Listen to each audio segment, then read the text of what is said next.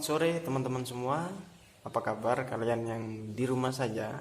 Semoga kalian tetap dilindungi aktivitasnya dan keluarganya sekaligus orang-orang sekitarnya dan lingkungannya. Terutama dalam skala besar, negara ini bisa cepat pulih dari ancaman virus dan persebaran virus yang mengancam masyarakat Indonesia.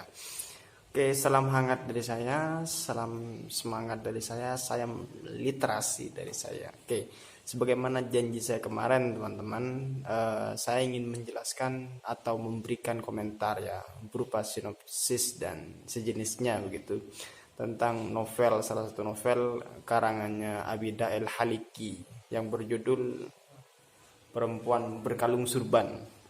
Nah, ini dia novelnya nih. Ya, bagi teman-teman yang penasaran atau ingin baca bagaimana sih isi dari novel ini, sangat kagum sekali saya membacanya, dan ini termasuk novel lawas ya. Akan tapi untuk saat ini saya rasa masih relevan untuk menggambarkan suasana budaya atau kultur yang terjadi di masyarakat begitu. Terutama masyarakat marginalis sebagaimana dikatakan oleh Prof. Burhan Bungin ya, tentang pembagian masyarakat. Ada masyarakat liberalis, ada masyarakat strukturalis, kemudian ada masyarakat marginalis yang kehidupannya itu cenderung berada di wilayah 3T. Apa itu 3T? Terluar, terdalam, sama terpencil. Kira-kira begitu. Oke, kita kembali kepada topik ya teman-teman. Nah, Perempuan Berkalung Surban. Perempuan Berkalung Surban judulnya. Jadi dari judul nih, kita gambaran yang kita dapat dari membaca judul Perempuan Berkalung Surban itu merupakan sebuah gambaran tentang perempuan yang sikap menyerupai laki-laki gitu. Artinya dia atau surban ini menjadi sebuah bentuk atribut yang digunakan oleh laki-laki pemuka agama, laki-laki penceramah, dan laki-laki sejenis yang pengetahuan agamanya itu luas. Nah, kenapa kok perempuan yang berkalung surban? Berarti secara gambaran pribadi mungkin ini merupakan sebuah perempuan yang agamanya juga bagus, tapi dia senantiasa juga memperjuangkan hak-hak perempuan itu sendiri, sehingga kemudian perempuan berkalung surban sedemikianlah gambarannya. Oke, Abidah El Haliki ini merupakan seorang penulis sekaligus tokoh dari Jombang ya. Dia juga aktif di beberapa aktivitas diskusi keperempuanan internasional seperti KDPI ya. Apa KDPI itu kelompok diskusi perempuan internasional ya itu. Dia juga aktif di sana begitu.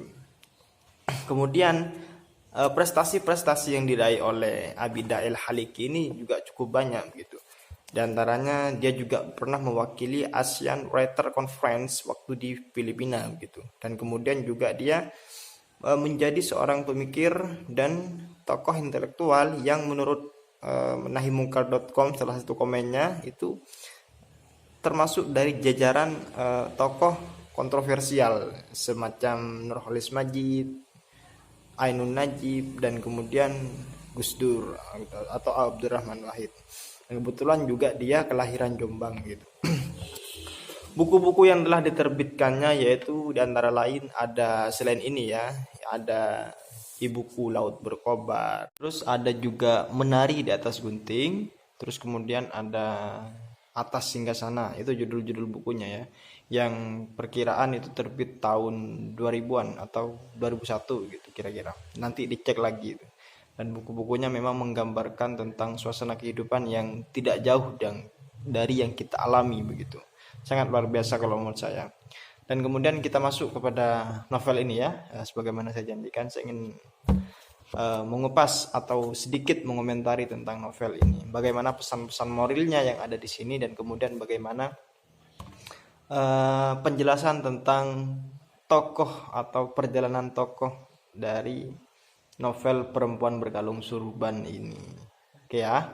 Dan yang pertama ini ada 7 bab ya. Saya bagi 7 ada 7 bab yang membahas tentang kehidupan seorang perempuan di tengah-tengah pondok pesantren, di lingkungan pondok pesantren ya di Jombang ya, salah satu pondok pesantren kecil yang memang budaya dan kebiasaannya kalian teman-teman paham sendiri bagaimana kehidupan pondok pesantren tentang kepatuhan terhadap kiai, kemudian kewaraannya, kehati-hatiannya dan kehormatannya terhadap sang guru dan segala macam. Nah, kalian bisa definisikan sendirilah begitu sesuai dengan pengalaman dan beberapa ya, tragedi-tragedi yang teman-teman mungkin alami sendiri begitu. Ada tokoh utama di dalam cerita novel ini. Yang pertama yaitu Anisa Nuhaya sebagai tokoh dari perempuannya, kemudian yang kedua itu Lek Khudori ya, yang kebetulan juga status dalam keluarganya yaitu menjadi paman atau cucu dari nenek ibunya begitu. Dan kisah ini sangat tragis sekali teman-teman, atau sangat dramatis lah bahasanya. Kalau teman-teman baca dan menikmatinya pasti tiba kepada suatu suasana di mana kita juga seakan-akan merasakan pada posisi itu begitu. Saya yakin ini dari struktur kata yang sistematis ya, juga dari ciri-ciri kepenulisannya yang saya cerita sedikit tentang kehidupan Nisa di masa kecil ya. Jadi di masa kecil dia juga punya saudara dua laki-laki yaitu Rizal dan Wildan. Anissa ini adalah putri dari Nyai Mutmainnah dan Kiai Haji Hanan Abdul Malik. Dan Kiai Haji Hanan Abdul Malik ini adalah merupakan pemilik pondok pesantren itu sendiri. Dan kemudian kehidupan Anissa Nuhaiyah ini merupakan kehidupan yang lingkungannya berada di lingkungan pondok pesantren gitu. Bagaimana nih? Ya, gerakan kalau kita membayangkan seolah-olah Anissa pada saat ini ceritanya sedang membangun gerakan feminim atau pembelaan terhadap hak-hak perempuan gitu. Tapi di ruang lingkungan pesantren, dimana kalau kita membayangkan pesantren itu kan dunia dengan situasi keagamannya sangat kental ya kan, atau kultur keagamaannya sangat kental begitu. Apalagi kita membincangkan soal hal-hal yang substansial, pasti di dalamnya perempuan selalu dinomorduakan. Ya, mungkin teman-teman bisa menganalisis atau membaca ke sana begitu. Nah, kebetulan nih bagi teman-teman yang mondok di pesantren, kemudian aktif di pesantren dan atau aktif di tengah-tengah masyarakat yang kulturnya tidak jauh berbeda dengan pesantren, bisa nih saya rekomendasikan untuk baca ini, oke? Nah, oke. Nah, kita masuk kepada pembahasan. Jadi pada masa kecil dari Anissa Nuhaiyah ini memang suka berontak ya.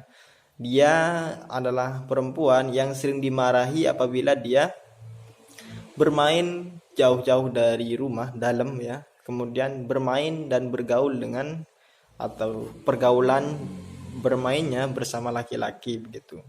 Pada suatu ketika dia dimarahi karena dia bermain terlalu jauh, yaitu ke sawah, ke waduk, bermain nangkap ikan bersama kakaknya Rizal ya. Kemudian setelah pulang dia kemudian dimarahi dan diomeli, sedangkan kakaknya Rizal dia tidak diomeli karena dia laki-laki. Memang wilayah mainnya itu di sana tergolong wajar begitu, dan bagi perempuan itu tidak wajar. Sehingga kemudian Anissa ini bertanya, kenapa harus ada pembedaan wilayah bermain? Padahal kan saya sama-sama anaknya begitu. Saya kemudian juga sama-sama orang yang lahir dari rahim haji ibu saya atau Haji Mutmainnah tadi begitu. Akan tetapi pertanyaan-pertanyaan itu dia pendam dalam kenangannya gitu, kira-kira bahasanya ya.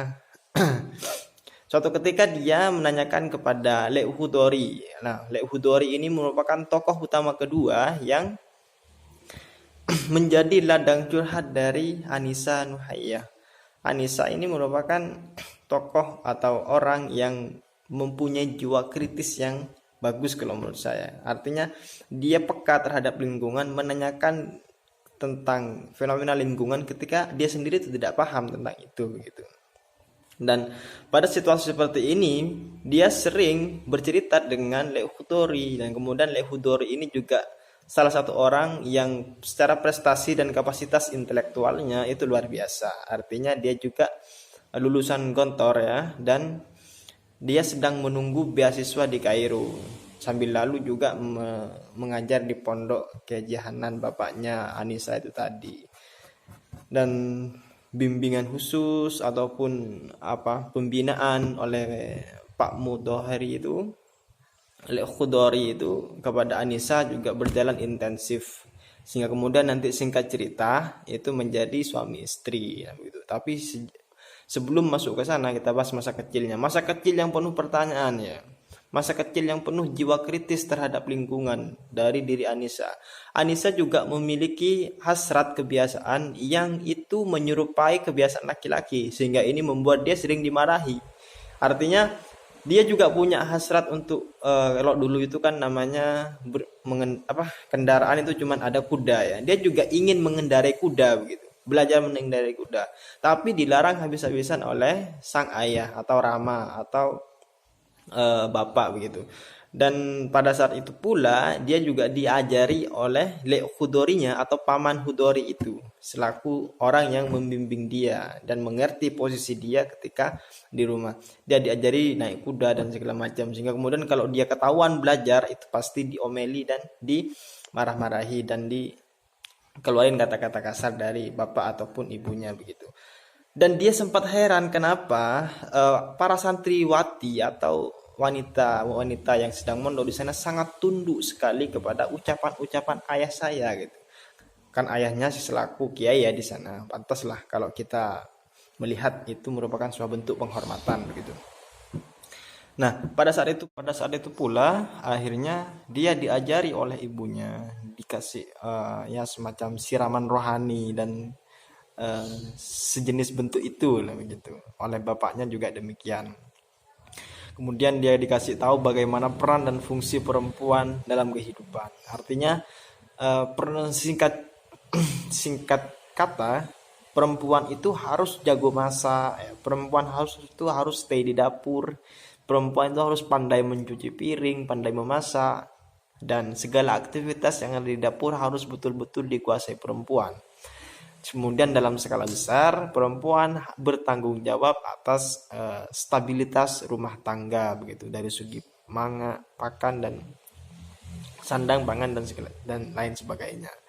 Oke, itu bicara tentang pengelolaan. Sehingga kemudian Anissa itu memang salah satu orang yang tipikalnya memang tidak suka ketika dia harus bergelut di dapur, karena ya selain bau juga ada menyentuh barang-barang yang dia tidak sukai begitu. Dia lebih suka bermain ataupun belajar di kamar seperti kakak laki-lakinya. Kakak laki-lakinya Rizal dan Wildan itu kalau waktu pagi memang setelah sholat subuh itu masuk ke kamar untuk belajar walaupun dia ternyata tidur katanya. Tapi saya seorang perempuan, saya harus pergi ke dapur. Saya harus menyapu dan segala macam.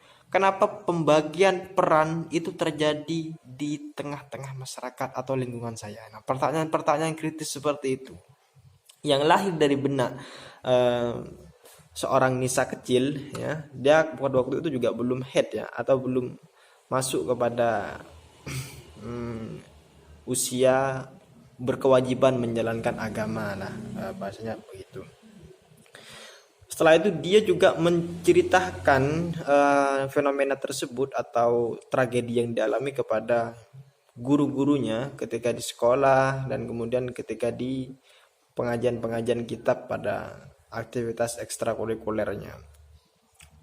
Dia sering heran bagaimana ketika pelajaran bahasa Indonesia misal, dia disuruh membaca ayah pergi ke kantor. Bacalah nyaring. Kemudian narasi kedua, ibu memasak di dapur. Nah, pada pernyataan kedua ini ya, dia bertanya kepada guru, apakah hanya ibu yang bisa memasak di dapur? Apakah hanya ayah yang bisa pergi kantor? Saya juga ingin pergi ke kantor begitu. Apakah dapur itu identik dengan perempuan? Nah, sang guru pun kebingungan dan akhirnya dia menjelaskan bagaimana budaya atau kebiasaan yang terjadi di masyarakat pada umumnya dan idealnya perempuan itu seperti apa wilayah operasionalnya. Dan kemudian hal ini menjadi nalar kritis bagi kita bahwa semuanya dikembalikan kepada budaya, semuanya dikembalikan kepada kultur dan kebiasaan. Sehingga ketika pertanyaan itu dikejar oleh Nisa, nama panggil akrabnya ya Nisa, itu menjadi sebuah hal yang dibiaskan. Memang di stop pembahasannya begitu, karena itu masuk pada wilayah-wilayah yang seharusnya kita tidak bahas, ucap gurunya begitu. Dan nalar-nalar kritis yang disampaikan oleh Nisa ketika masa kecilnya memang membuat orang-orang sekitarnya seperti ibunya, bapaknya, kakaknya dan sebagainya jengkel terhadap dia. Hingga dia merasa seakan-akan perempuan itu didiskriminasi, perempuan itu sebagai ciptaan yang kurang sempurna, selalu dinomorduakan, selalu diambil hak-haknya begitu. Bahkan pada suatu saat ketika dia masuk kelas 5 SD, dia itu dijodohkan. Nah, ini paling parahnya, men. Artinya dia mendefinisikan pakai otak dan rasionalnya. Menikah atau berkeluarga itu hak saya. Saya yang akan menjalani. Kenapa yang membahas dan yang menentukan itu orang tua saya? Apakah orang tua saya atau bapak saya itu mempunyai hak terhadap masa depan saya begitu. Nah, pertanyaan kritisnya muncul begitu. Apakah kemerdekaan saya itu ada di kemerdekaan manusia yang lain begitu. Nah, itu pertanyaan kritis yang disampaikan oleh Anies kepada animuannya. Sehingga dia dijodohkan tanpa dia diberi tawaran mau atau tidak. Akhirnya dia harus mau mengikuti kehendak dari kedua orang tuanya. Singkat cerita dia menikah dengan orang yang bernama Samsudin. Nah, di lain sisi selain dia menikah, Lek Khudori tadi ya, tokoh utama kedua, dia memang sudah berangkat beberapa bulan ke Kairo untuk melanjutkan sarjananya. Dan pada saat itu dia juga memiliki hubungan romantis dalam artian saling menjaga atau hati mereka sudah menyatu lah, bahasanya kayak begitu. Nah, menikahnya dengan Samsudin atau suami dari rekomendasi bapaknya ini tidak mendatangkan sebuah keindahan bercinta, keindahan sebuah rumah tangga. Apa yang terjadi dalam pernikahan itu? Ini poin kedua yang ingin saya terangkan kepada teman-teman. Dari masa kecilnya yang didiskriminasi, dibagi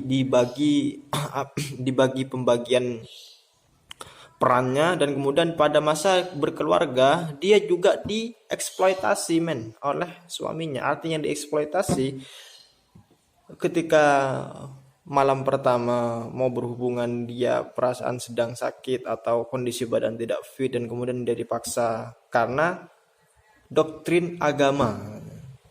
Akhirnya saya bilang begini, bahwasanya ketika Anissa itu berkonsultasi dengan kiainya bagaimana menjadi istri yang solehah. Jadi istri yang solehah itu menurut kitab ini adalah yang mengabdi kepada suaminya. Barang siapa yang menolak permintaan suaminya, maka dia akan dikutuk oleh 70.000 malaikat. Itu bahasa kitab itu. Loh, sehingga kemudian dia tidak berani sama sekali untuk menolak permintaan suaminya meskipun dirinya sedang sakit. Dan pada saat itu saya bahasakan dalam novel ini ya, itu sangat tersiksa sekali. Artinya dia itu menjalani hubungan keluarga yang mestinya itu menjadi suatu ladang keindahan sebagaimana kita berada di pinggiran surga, itu tidak terasa bagi dia. Dan yang dia dapatkan adalah penyesalan, tangis dan segala macam. Sering dimarahi, dan beberapa aktivitas rumah tangga harus dia selesaikan dengan tangannya sendiri dan segala macam. Ini sungguh bentuk dari penyiksaan kalau menurut saya, teman-teman. Dan dalam beberapa hal yang terjadi pada ini memang itu melambangkan bahwasanya cerita yang terpendam dalam perempuan sungguh luar biasa kalau memang kita mau dengarkan begitu. Artinya di balik senyumnya yang ketika seorang laki-laki mengajak dia berhubungan keluarga, di balik senyumnya ketika seorang laki-laki menyuruhnya membuat kopi, di balik senyumnya ketika seorang laki-laki merokok dan lain sebagainya. Dan itu membuat seorang laki-laki bisa sadar nih kalau membaca novel ini, bagaimana sebetulnya perempuan harus dimuliakan dan perempuan harus dijunjung tinggi di dalam kehidupan berkeluarga begitu. Akhirnya dari beberapa penyiksaan itu tadi, dia kemudian cerita kepada ibunya, ya kan? Suaminya yang direkomendasikan ayahnya yang bernama Samsudin itu menikah lagi. Akhirnya dari beberapa penyiksaan yang disampaikan oleh Anissa kepada ibunya, ibu aslinya di rumahnya, Nyi Haja Mutmainnah, maka kemudian dia memutuskan untuk bercerai karena tidak merasakan suasana kebahagiaan dalam keluarga. Bahkan dia tidak pernah didengarkan kata-katanya begitu. Pembahasan-pembahasan substansial selalu dibilang ini urusan laki-laki, ini urusan laki-laki dan sebagainya. Kenapa harus ada pembedaan urusan? Apakah perempuan tidak mampu untuk mengurusi urusan laki-laki begitu? Nah, dari sikapnya yang berontak, dari sikapnya yang kritis sehingga kemudian menimbulkan sebuah situasi baru bagi kehidupan dia pribadi. Jadi setelah itu dia bercerai menjadi janda dan kembali kepada Lek Khudorinya yang sepanjang masa dia selalu berkomunikasi. Artinya curahan hati yang dialami oleh Anissa sewaktu berkeluarga dengan Samsudin selalu dikonsultasikan kepada Lek Khudori melalui surat menyurat ke Kairo begitu. Ini sungguh luar biasa. Proses LDR, long distance relationship maksudnya. Oke. Jadi saling menjaganya mereka yang luar biasa. Akhirnya setelah dia cerai, kemudian beberapa waktu setelah masa iddahnya berakhir, dia menikah dengan Khudori yang sudah lulus sebagai sarjana begitu. Dan setelah itu dia menjadi istri dari Leo Khudori dan kemudian karena Khudori juga mempunyai kemampuan intelektual yang begitu memuka yang cukup lah untuk mengatur sebuah kehidupan keluarga, dan pada saat itu pula Anissa kehidupannya bahagia di sana dan sekaligus dia juga kuliah begitu. Singkat cerita Oke, saya ingin sampaikan 3 poin tentang pesan moral yang ada di sini. Bahwasanya yang pertama adalah doktrin keagamaan yang terjadi di dunia pesantren, terutama masyarakat-masyarakat marginalis, itu sangat merenggut kemerdekaan manusia, terutama manusia yang berlabel perempuan ini. Bahkan secara garis besar Anissa ini mendefinisikan, membahasakan bahwa perempuan adalah laki-laki yang tidak sempurna begitu. Seakan-akan kehidupan yang sempurna itu hanya dimiliki oleh laki-laki begitu. Iya. Dan penguatan literasi atau penguatan budaya itu dikuatkan oleh budaya. Ya, artinya doktrin keagamaan. Misal tentang perempuan harus menaati suaminya. Kalau dia menolak suaminya, maka kemudian dia akan dikutuk oleh 70.000 malaikat. Itu dilihat konteksnya dulu, Pak Bung, ya kan? Ya konteksnya seperti apa? Jadi, perempuan harus bertanggung jawab atas rumah tangganya. Iya memang perempuan harus bertanggung jawab, tapi bukankah dia juga bisa menyuruh laki-laki untuk kemudian mengatur mencuci piring, atau dia juga bisa menyuruh laki-laki untuk memasak dan sebagainya. Tanggung jawab memang dari perempuannya, tapi masalah teknisnya atau teknisinya ya itu dia bisa menginstruksikan. Jadi kalau saya bahasakan terhadap kelompok-kelompok organisasi, jadi seorang penanggung jawab itu bukan berarti dia harus yang melakukan, artinya dia bisa mengkoordinatori begitu. Dia yang bisa memimpin itu. Nah, penanggung jawab ibu rumah tangga, dan akhirnya dia bisa mengkoordinir rumah tangga itu bukan dalam artian dia harus melakukan semuanya. Artinya dia bisa mengkoordinir, entah itu menyuruh si laki-laki atau menyuruh pembantu atau mendatangkan babysitter dan segala macam begitu. Oke, yang kedua kemudian terkait masalah kekeluargaan. Artinya di keluarga, kehidupan keluarga yang dialami oleh Nisa ini memperingatkan kepada seorang laki-laki bahwa harus ada membangun sebuah hubungan keluarga yang harmonis. Artinya kita selalu senantiasa menjunjung tinggi hakikat kemanusiaan si perempuan, memelihara kebebasan perempuan, kebebasan kehidupannya, sehingga kemudian ketika dia memang sedang tidak fit dengan situasi yang tidak memungkinkan untuk kemudian diajak beraktivitas, maka itu menjadi pertimbangan bersama. Dan di novel ini juga dijelaskan bagaimana kasus-kasus yang sering terjadi di tengah-tengah masyarakat yang eh, perkawinannya sering senantiasa dalam praktek keluarganya menindas perempuan, dan perempuan sejauh ini tidak berani untuk melawan atau mengungkapkan pendapatnya saja kepada seorang laki-laki, tidak berani karena takut dianggap membangkang, karena ketika membangkang dia akan dikutuk oleh 70.000 malaikat, men.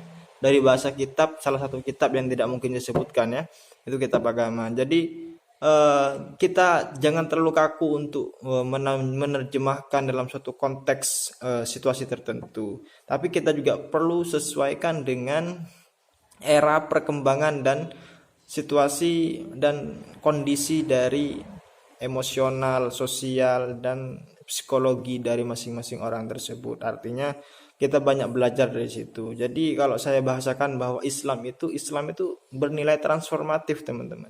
Jadi Rasulullah dulu itu berusaha atau memperjuangkan Islam, bagaimana Islam ini bisa sesuai dengan konteks zaman. Artinya tidak ketinggalan dengan beberapa perubahan zaman yang terjadi di tengah-tengah masyarakat, man. Karena masyarakat atau sosial itu berubah setiap detik, mengalami evolusi, revolusi, dan perubahan-perubahan, jenis perubahan itu begitu. Jadi kita harus betul-betul memahami Islam itu secara inklusif, terbuka, atau menerima kebenaran dari segala manapun. Sehingga kemudian penyiksaan-penyiksaan terhadap perempuan dan mengatasnamakan agama seperti bentuk-bentuk dari pengamanan perempuan yang mengatakan demi keamanan perempuan tapi merenggut hak asasinya, itu kita perlu untuk mengkaji lebih dalam, teman-teman ya. Oke, mungkin itu yang dapat saya sampaikan terkait novel itu. Kurang lebihnya saya mohon maaf.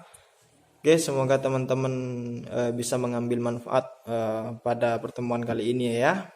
Oke, dari saya sekian. Assalamualaikum warahmatullahi wabarakatuh. Salam literasi.